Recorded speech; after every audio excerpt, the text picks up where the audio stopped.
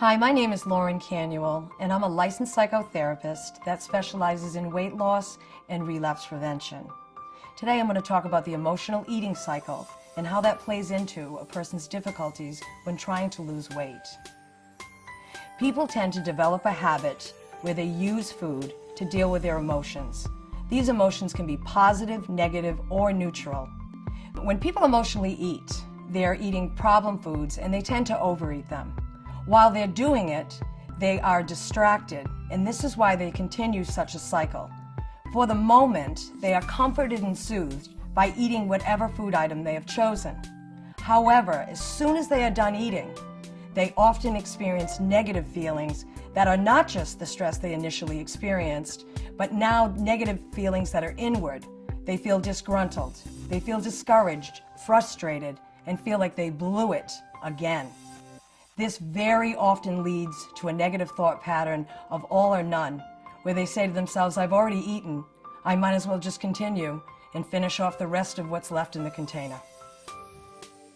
This cycle becomes a habit to people, and they fall into it for sometimes hours, days, even years. I emotionally cycled for 13 years and gained an extra 150 pounds in response to emotional eating. I ate when I was happy, I ate when I was bored, and I ate when I was upset. It comforted me only temporarily. In the long run, I felt worse. Instead of falling into the emotional eating cycle, we need to create a time delay. We will always experience emotions. What we need to do is change the way we respond. Instead of automatically eating in our fast-paced food society, instead we should stop and ask ourselves 3 questions. I call this the decision-making process. The first question is, do I really, really want this food item? If I know it's going to cause me to overeat, and I've already had what I should have that day, is it really special enough that I want to give into it? Number 2, how will it make me feel if I do eat that food item? Will it make me feel disgruntled, like I blew it again? And finally, number 3, is it worth it? Is it worth it to fall into the cycle of emotional eating again and again, where I'm perpetuating one negative emotion after another, and they are long-standing?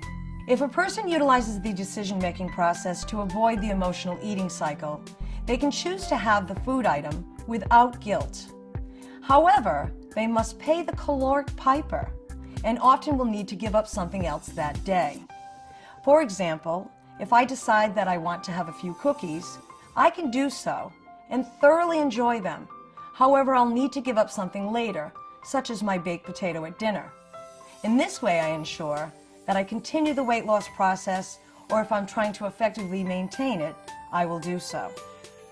There are times when it's not worth eating, and during those times, we can utilize one of the many coping strategies that I'm going to teach you in my next upcoming video.